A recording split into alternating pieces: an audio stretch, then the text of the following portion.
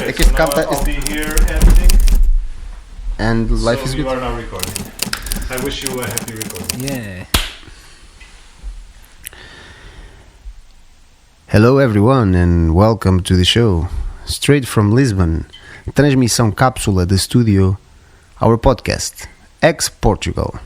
I have with me Pinni Baumol, who has an announcement to make. Hello everyone. Thanks for joining us on this conversation.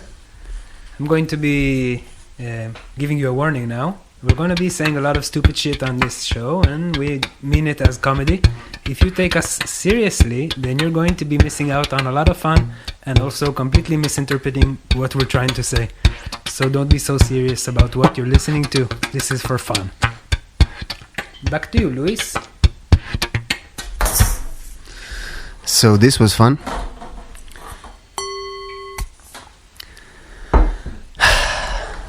The podcast EXPORTUGAL.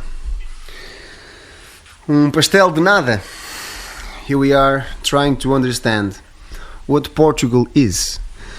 And what better way to understand what is Portugal than with the presence of a foreigner, my friend from Israel, hot topic, who is here to explain what is Portugal. Welcome, Pinni. Thank you for being here. Thank you, Luis. Thank you for having me. I hope my opinion doesn't matter so much, so I'll be free about it. For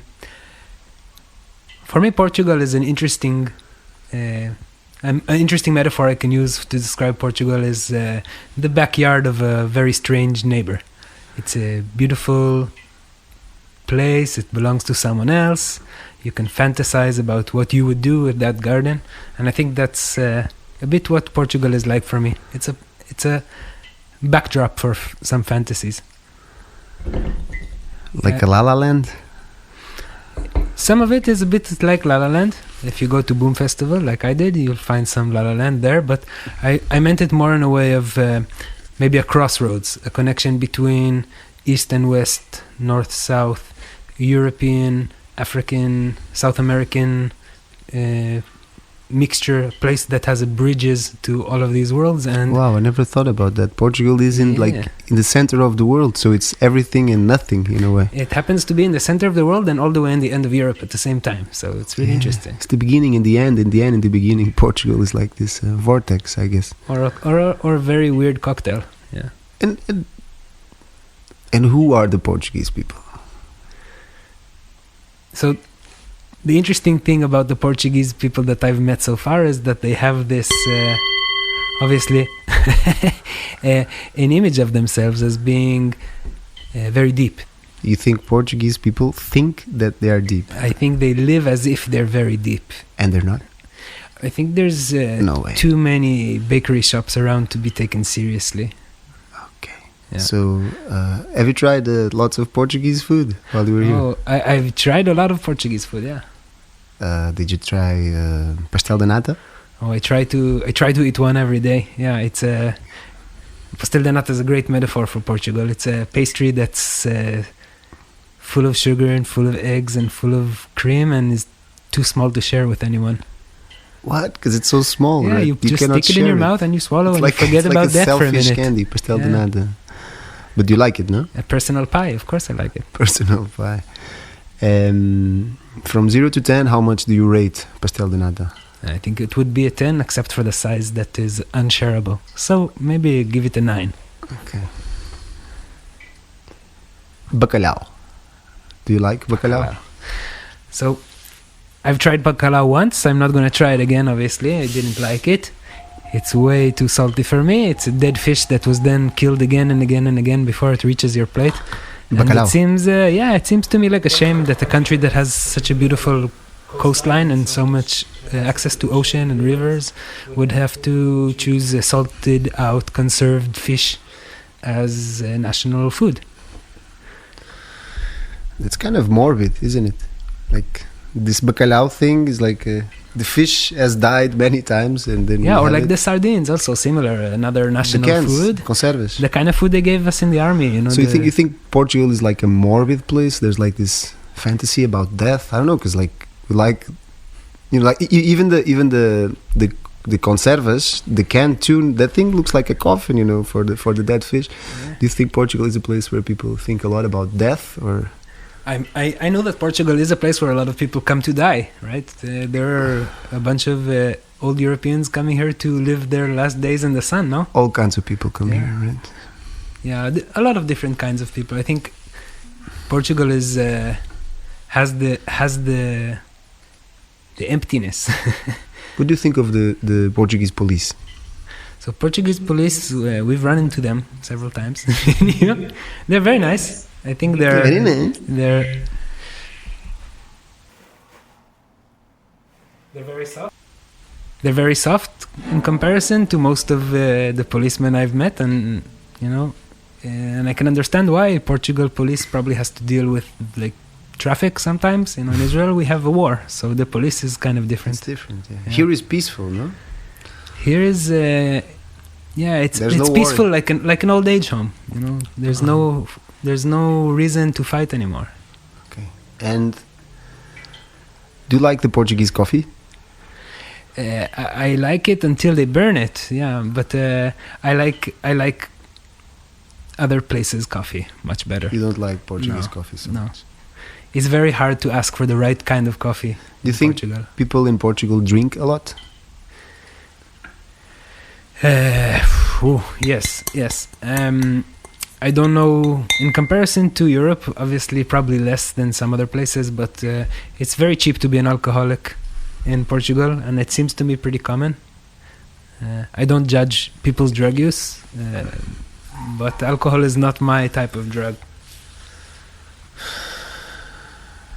Lots of people drinking in Portugal. Never thought about that. Would you move to Portugal? Would you like to live here? Is this a place where... Again, I can imagine this place as allowing for me to do things that I would like to do. Living in the countryside, buying a nice cheap farmhouse and making it a place that I love, which is impossible in the place where I come from. Buying a house in Israel costs too much for most people to even imagine. I think the system here is very bureaucratic and very slow, and I find myself kind of anxious about that, and I find that difficult for me. The energies, I think, between Israel and Portugal, they're almost opposite. The rush of Israelis to get things done and to move things here and there, and Portugal is, it's quiet. amazing how even though there is this divergent energy, we could actually make a podcast. Yeah, because we're very similar through that. Portugal and Israel. The mental health situation for both of us is not easy. The mental health situation is not easy. Yeah, I think Portugal is filled with people that, similar to Israel, have struggles within themselves. Yeah, and we have no prime minister now. You don't have a prime minister. We have have a a prime father minister figure. that won't go. It's You want to do some music? yeah. Let's do some music. Some Portuguese music? No. We have to make We'll another... talk about fado after. Fado. Fade out.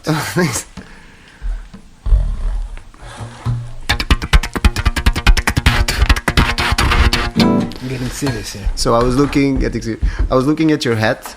Can you turn it around? So it's upside out, like how do you say that? Inside out. Nice, sailor. What the fuck? So I was looking at your hat, and it's kind of blue. So I thought we can play some blues. Some blues. Yeah, some blues and Blues about war? the war blues.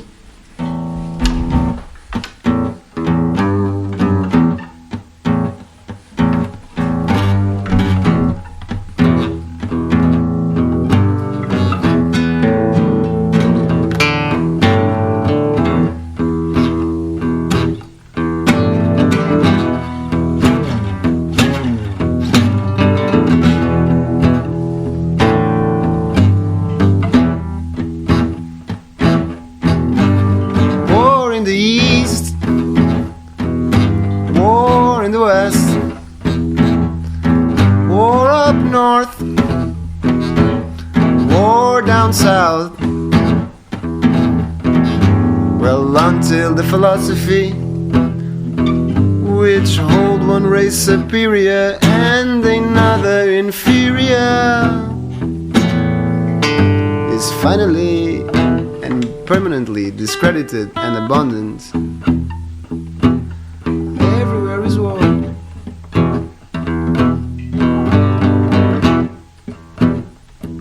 Me say war. War in the east, war in the west, war up north.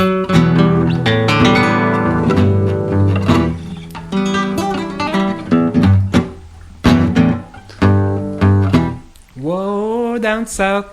Until the color of a man's skin is of no more significance than the color of his eyes. Everywhere is war.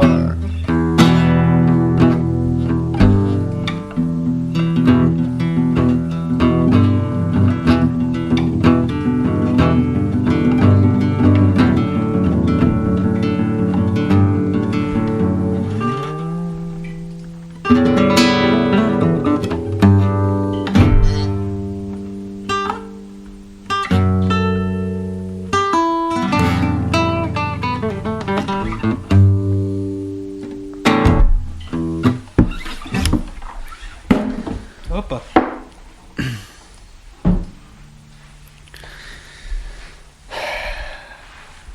Why did you come to Portugal? So, that's a good question. I've been fantasizing about visiting Portugal for a few years. Mostly because of the Psytrance festivals. That's the first thing I knew about Portugal was they have good Psytrance festivals. Like What's Psytrance Festival? Sorry, but what is that exactly? Imagine 50,000 people spending a week together, tripping on psychedelic substances. Taking drugs. Taking drugs, yeah. Also. 50,000 people. They come to Portugal from all over the world? All over the world. I think drugs is part of it. It's not the whole thing, obviously. There's art, there's music, there's nature, there's a beautiful lake, there's a million people from different places, and it's a very interesting, crazy place to feel very free. But 99.9% of the people are taking drugs. No, but Doesn't matter. a big amount of them. A psychedelic festival. It's a psychedelic festival. What It's a psychedelic music What does psychedelic mean? Psychedelic means mind manifesting or mind altering. And it's a category of substances or drugs, if you'd like to call them that, unjudgmentally, which changes our perspective of what we are experiencing, whether in what we see, what we hear, what we feel, what we think. All of these things can be expanded, changed. Maybe even drastically change your perspective. Yeah. Because perspective is always changing anyway, but these things make you change in a day what perhaps you would change in a year somehow. They're very strong amplifiers. And your experience is what you were, plus that amplification is more than what you're used to. More input for your brain, more vision for your eyes, more sound for your ears. What do you do for work? What's your I'm a profession? psychedelic social worker. A psychedelic social worker. Yeah, I've trained as a social worker and as a therapist, and I promote and advocate psychedelic-assisted therapy and community-based integration, which is the work that we do after psychedelic trips with people. And I've been... I think you need to repeat that. So... What did you choose to do with your life? I chose to be with people who are going through experiences under psychedelics, with psychedelics, and support them and advocate for them. Advocate for them like legally? Policy change, community You're work. an activist. I'm an activist. You're an activist for psychedelic I'm an activist for freedom. I think in general. Psychedelics are part of that. And I'm an activist for the freedom to expand your consciousness and to expand your mind and explore yourself in a way that is not harmful for yourself and for others. Is that possible? It is. To not be harmful. It's possible to do it in a way that, like we said before, it amplifies who you are and what you're experiencing. So if you're coming to it with a good intention and you do it in a good place and good situation, a set and a setting, then you will experience something that will make you feel also more good in a way. More good. Yeah. Better. for a time. For a while. But what is time anyway? What time is it? Questions. Portuguese time or Israeli time? They're two different timelines. Portugal is so central that even the time zones they start in Portugal. They don't start in Portugal, but the Greenwich meridian, right? Yeah. It's somewhere in England and also here. Like this is Europe. Just because that's where people started exploring from when they were becoming back in the time. Colonializing empires. But do you want to colonialize Portugal? I came to try and recolonialize Portugal, but I found that the natives are all working in Europe or away in Canada, or it's there's nothing to recolonialize. Nothing left to colonialize. That's why this show is called EXPORTUGAL. EXPORTUGAL. Yeah. Can you please, my friend, somehow put in the same sentence or train of thought the fact that the world is in a way at war, or there is war in the world, and the fact that people are taking psychedelics? Like, what's happening with the paradoxes of our time? I think we are living in a time where people have available to them more information and more opportunities, such as psychedelic drugs, and next to that we have things that haven't changed for many, many decades, like the race or the competition behind war. Go on. Yeah. So I think for me today the reality is a really bad trip in some ways, if you consider how war is something that maybe we can do without. And I think Portugal is an example of maybe a place that violence is not so much used. Well, everywhere is war. Go on. Yeah. And why are people taking psychedelics? Do they want to forget? Do we want to forget? I think that we take psychedelics either to run away from our reality or to connect to our reality. And both ways, you get kind of disappointed and you find out that what you're aiming for is not exactly what you get. Yeah, but we are part of a big movement of people who are saying no to what is going on outside.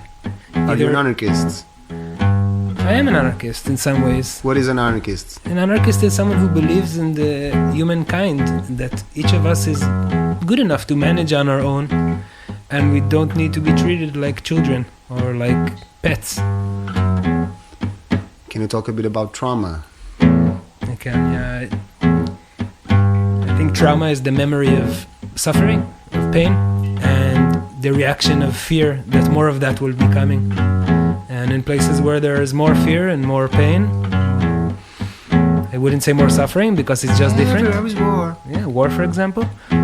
Trauma is something that is not only what human beings separately suffer from, but what the system gets formed around.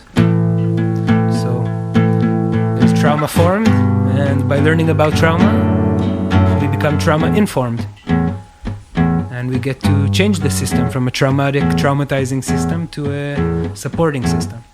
Have you helped many people who were struggling with the idea of suicide? I wouldn't say I've helped them because that means they would be successful. I've met some people in that place in their life. I've seen some people go both ways from there. Yeah, I think suicidality is too commonly viewed as a privilege. People see other people who've chosen to end their life as selfish or as wrong, instead of seeing the deep pain and the deep bad trip that these people are in.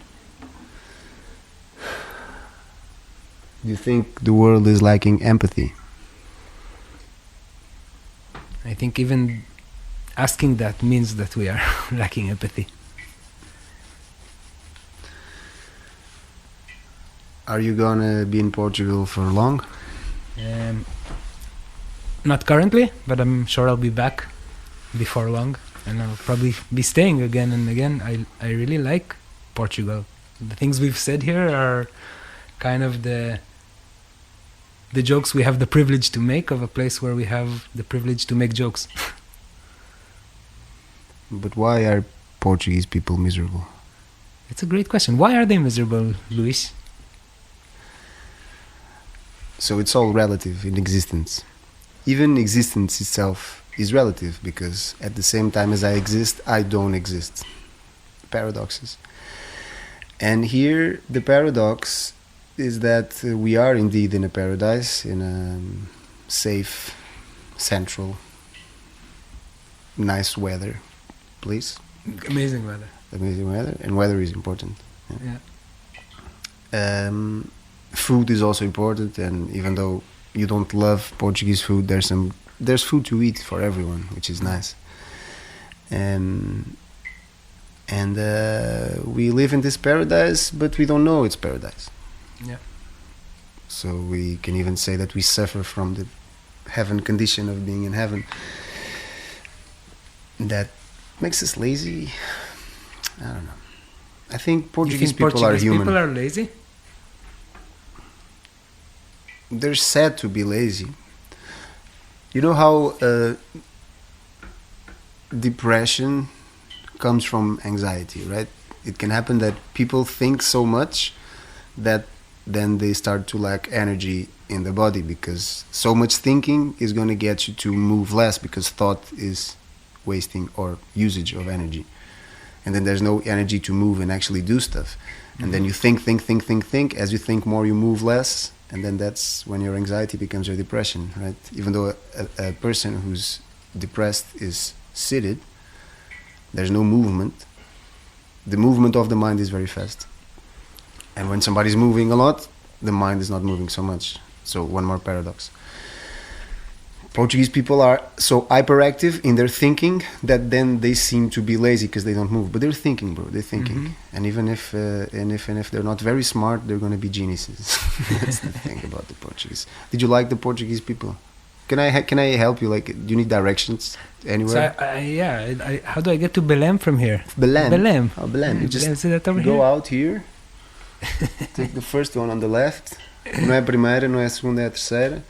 So when you see the money thing, that's Money thing. Yeah. What money thing? my country. The money thing. My country, my money. Tell us a bit more. How long have you been trying to make a podcast? How much time we have left? Production. How much? 5 minutes. We have 35 minutes. No, you recorded 25. We recorded 25. Yeah, go ahead. Okay, so now we're going to start to get deep into conversations or what? Deep. Take a look what we missed.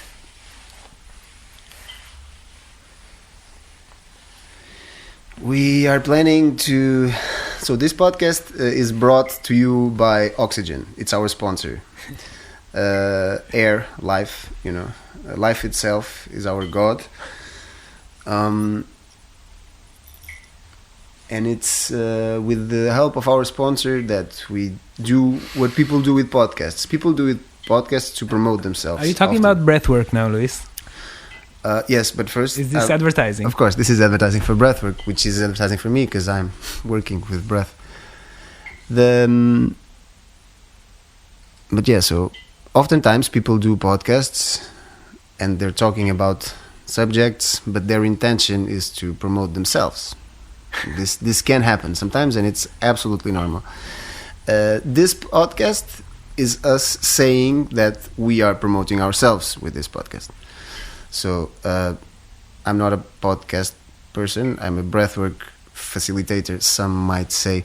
And here I am promoting myself as Pinni is promoting himself as a psychedelic social worker. Go to my website, psychedelicsocialworker.net. Okay, speak a bit more about that. Maybe you can tell a few stories of something you have lived, man. Your work, your life. My life. My work is my life. My life is my work. No. Yeah, so like I said before, I'm a social worker, and exploring what that meant for me was combined in the same time with exploring being human through psychedelics. And after a few years of experimenting, I realized I'm a psychedelic social worker, which is a job that doesn't exist, so I don't get paid for it. But you're an entrepreneur. I'm an entrepreneur. I've started different initiatives in Israel regarding psychedelics both for therapeutic reasons, for mental health, both for recreational use, what we call party use, or drug street use, if you're really a stickler for the technical terms. Yeah, and I've used cannabis and psychedelics for half of my adult life, 15 years or so. I'm a cannabis patient in Israel. And You're kind of a what? Patient. A patient. You're a cannabis patient in Israel. Yeah, I have a card. It says I'm sick and I deserve my cannabis. And this is a way to not walk into police using cannabis. So I started out as a cannabis activist that uses psychedelics, and then I became a psychedelic activist who uses therapy and promotes therapy with psychedelics. And slowly I found a way from harm reduction into integration. So integration is working with people who've had trips and making the best of that experience and finding ways that it can support their life. Yeah,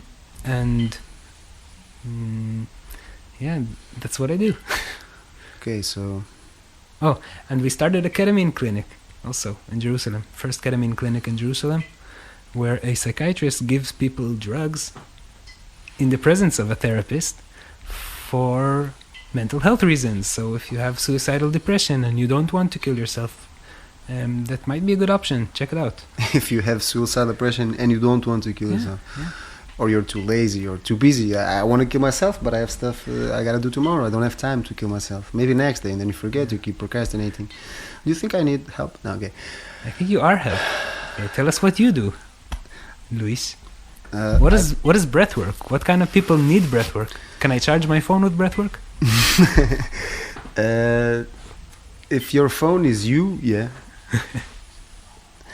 So breath work is about enhancing one's breathing capabilities. We breathe automatically by default, but that doesn't mean we do it the best way possible. So we're bad breathers. That could be considered the pandemics. Maybe it started in school. We were seated like here, and the teacher said, "Shut up," and you go like, "Okay, not breathing," and the diaphragm is closed.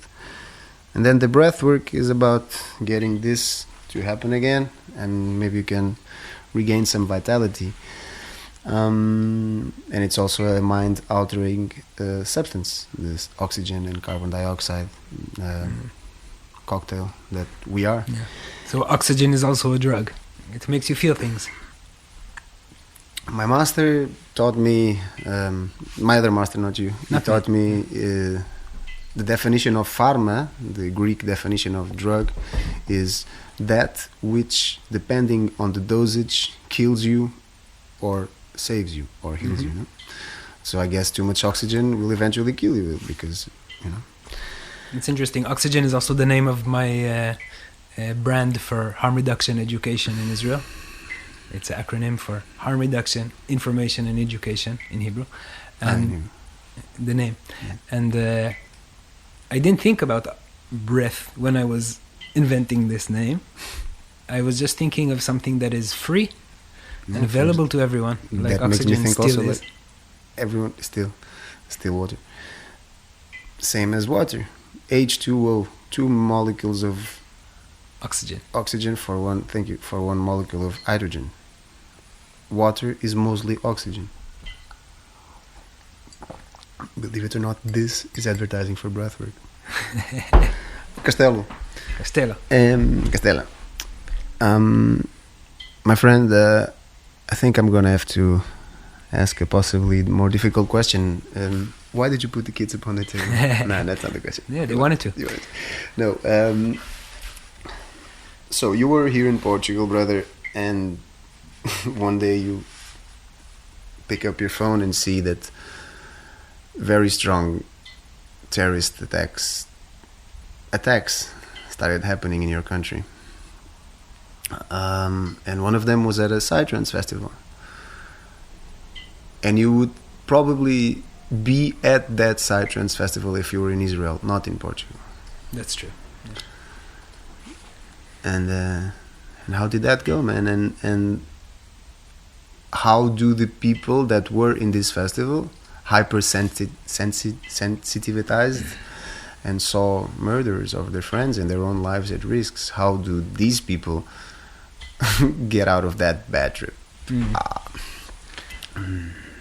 So, a few questions there, so I'll try and answer it in a way that takes into account that this is just my perception and this is how I've seen it. October 7th, there was early morning terrorist attacks on 20 different locations. Some of them were parties, some of them were villages or towns, and 1,400 people were killed, a few hundred were kidnapped. And this party that you describe is a rave where it's a music festival where 3,000 people come to celebrate love, celebrate music, celebrate happiness, or the pursuit of these things. Celebrate the pursuit. Yeah, celebrating of doesn't mean happiness. they've had it. They just want more of it. Yeah. Israeli psytrance festivals and raves are kind of an antithesis sometimes to the world outside. They're a very, very peaceful, very loving space where people are accepted regardless of their political thought or where they're from or what faith they have. And one of the major attacks was on this festival, and friends of mine who were volunteering there as harm reduction, safe zone style crew. To just explain this. Basically, we come as volunteers to these parties. We're not partying. We're supporting those who come to party by opening a space where they can come and get support. They can get a place to talk, a place to share their experience, to go through the more difficult. Because it can happen. It can happen, yeah. It can happen that people take these drugs and they go into a dark place in their mind. It sure has happened to me. Sure. And then there's these people who decide to open a space where these people can relax. Right. So this is not just for relaxing. It's also for integrate. Taking this really, really difficult situation, which is hypersensitized, like you said. It's the volume is way higher than what they're used to right now of how difficult it is, and they get to kind of lower that volume and come back to themselves and turn that into a good experience and go back out to party and to celebrate love, connection, whatever they can. Coming back to the specific festival that was attacked. Sorry, I interrupted you. Yeah, in this festival. I think it can be probably labeled as the worst trip ever to be recorded. Imagine, we talked about Boom before, 50,000, but here it's 2,000-3,000 people, all in heightened states of celebration, whether with substances or otherwise, have to witness rockets and then terrorists armed with guns and with grenades and like you said, and then how does one begin to start to conceive integration for that, right? You as a psychedelic social worker, right? How do you? So I think that after this event, therapy is obviously something that people need, right? But let's talk more about integration, which is how do I make sense of what was real and what was not real, what was my trip and what was reality, and this is a very, very difficult trip to come to terms with. It's very difficult for some of the people that were there to stop, especially since in the month and a half or two since then, Israel has been in a war with Gaza. There are rockets, there are more terrorist attacks or things that are re-triggering. And yeah, like we said before, the situation is not conducive to integrating what happened. War. Yeah. Yeah, and when everywhere is war and inside the volume is so high, it's very difficult. And we've seen some of these people going now to be hospitalized. We've seen some people who are having a very difficult struggle in coming back to some kind of normal life, if you can imagine normal life under war. And I think that the research is going to be done, and there's going to be a lot of talk about this in the future. We're going to see, but it doesn't seem like this is going to be easy. I heard you say the other day it's not going to be an easy decade. It's not going to be an easy decade for mental health in the Middle East, for sure. And it's not going to be a easy decade, I think, for those people specifically. Okay, I so- also want to say that there are some stories I've heard from some patients that I've talked to of how being under these substances also saved their lives. Being under the impact of LSD, for example, can enable you to hear better or Wow. to imagine things that are happening near you and run. Yeah. So there were people that were using some stimulants like speed or cocaine to run away from the terrorist attack, which is a 17-20 kilometer run to a safe place. I've also heard some really funny stories about people who got to safety and were, in a police station or someplace that they were brought to for being safe, and pulling out their weed and rolling a joint and telling the policeman that what are you going to do to me now? I've just seen my friends die. I'm still tripping. I need a joint. I need to calm down. So there's all kinds of very, very edgy kind of stories coming out of this situation. Obviously, there are some stories that are just so horrible that we cannot imagine. We cannot imagine what it could be like to be in a state of connection with the universe and then have that shattered. So- It's I have a question for you hell SD. and LSD. I have a question for you, and I ask you that question because if you say you're a therapist, and I know you're a competent one, that's because you are your own therapist. How do you make... what do you make out of yourself, knowing that you're not going to your friends' funerals because you're here and other stuff? How can you manage yourself, man? I think it's a issue of priorities, and my priorities are not to be at funerals, but to live my life in a way that maybe in the future there can be less funerals or less need for these kind of things. My mental health is important to me, and I think by having the privilege of being stuck outside of Israel in this time, I am able to better maintain myself and to help the people that I'm helping. And I have 8 brothers and sisters.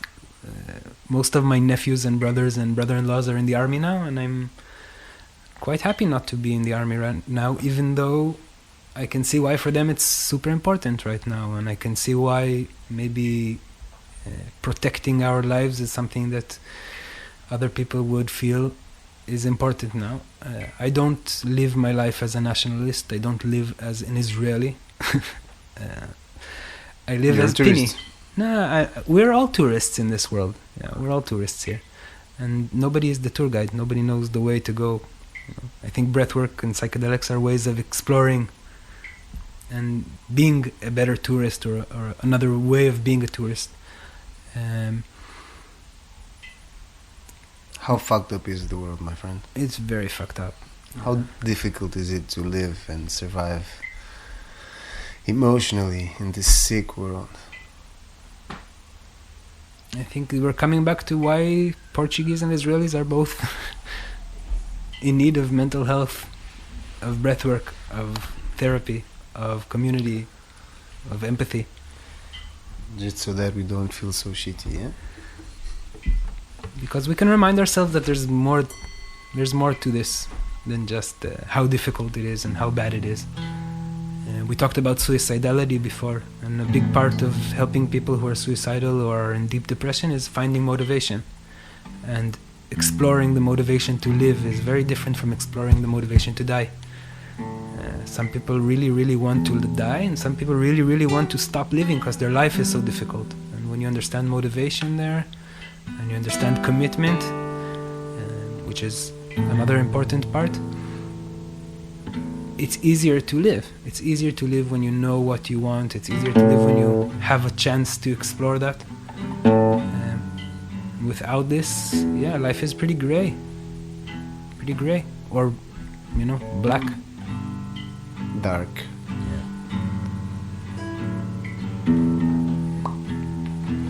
And now we make an emotional moment through music, the idea of hope, peace, harmony.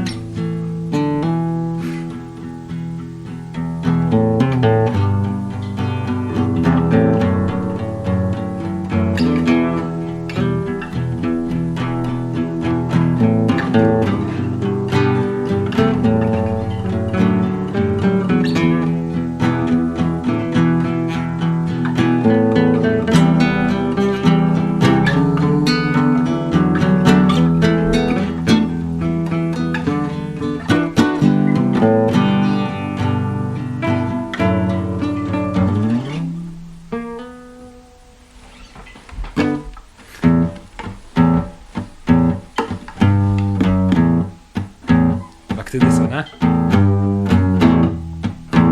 This is advertising for Bob Marley.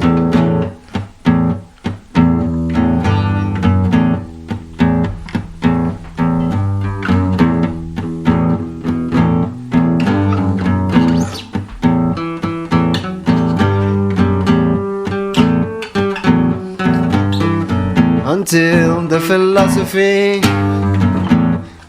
which hold one way superior and another inferior is finally and permanently discredited and abandoned. Not abundant. Everywhere is war.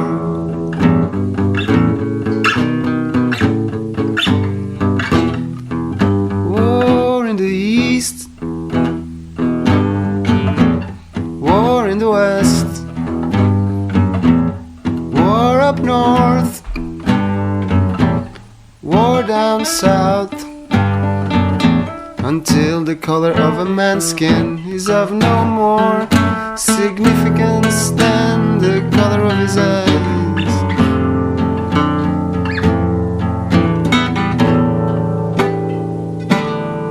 Everywhere is war.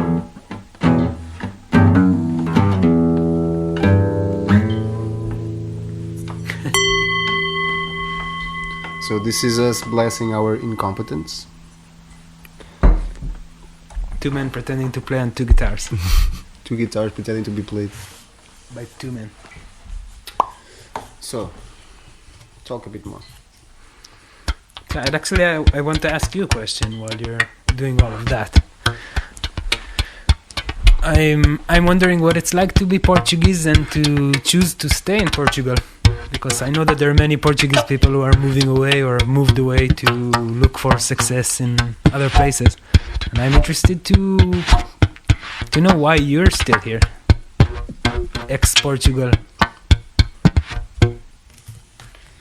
Well, first of all, I love my country. I really believe in countries and clubs and political castes, political parties. I really think that we should belong to a team and especially make that team unfriends with other teams. That's like basic human right. Division. Yeah, First division. You're pro division. Of course, my country, your country, and if we get along, it's because something is all right. I love my country, and I think it's better than other countries. As I also think that I'm better than other people because I do breathwork and I'm so spiritual. Yeah. But anyway, because we met in India, right? We met when both of us, neither of us, was in our own country. True. We were travelers. We were playing maybe just as shitty music as we're playing now, but we were doing it in a neutral third place. Right? Yeah, we were in India 5 years ago. We met there, and I think and I'm going back this week. You're staying for a while. I have to make more podcasts with more interesting foreigners. There's a Nepali guy in my street. He has a little Nepalese shop. I'm just waiting for him to learn like 10 more words in English, and then I'll bring him to the podcast. It's going to be ex-Portugal. Yeah. If you're an expat and you're living here in Portugal, talk to Luis. He wants to make a podcast with you. It'll be cheap about it. It'll be a couple of €100 and you'll have your own episode. So I was. You want to take a picture with me as we're doing the goodbye moment? I was traveling in India, and I've been traveling for 3 years. I traveled for 3 years, searching for I don't know what. You went to all of your colonies, no? Not all of them, but a few. Yeah, I visit Mozambique, Goa, and they say, "Oh, you're Portuguese, welcome." I'm like, "Oh, cool," because usually like other colonizers or people born in colonizing countries are not so well received in ex-colonies, but the Portuguese did have the art of leaving a good image in places like Brazil, Goa, Mozambique. I've been here and like, "Oh, Portuguese, you're nice, come." My grandfather used to know a nice Portuguese guy. Portugal. Yeah, Portugal. We are nice. Being nice is a national sport here. Being nice is a national sport. So, I think that's the ending of the podcast. Being nice is a national sport. Being nice is a national sport. Being nice as a national sport. being nice as a national sport in Portugal.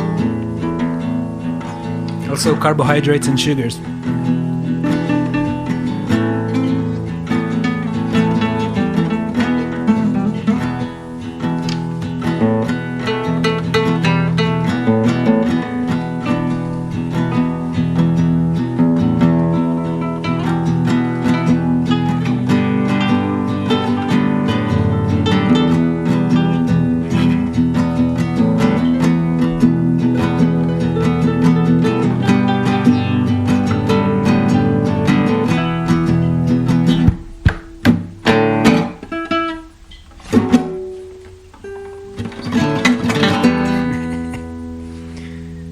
Yeah. Thanks. Thank you very much. Obrigado. Blam. Obrigado. So yeah, Pinni, I love you, brother. I love you, man. Até já.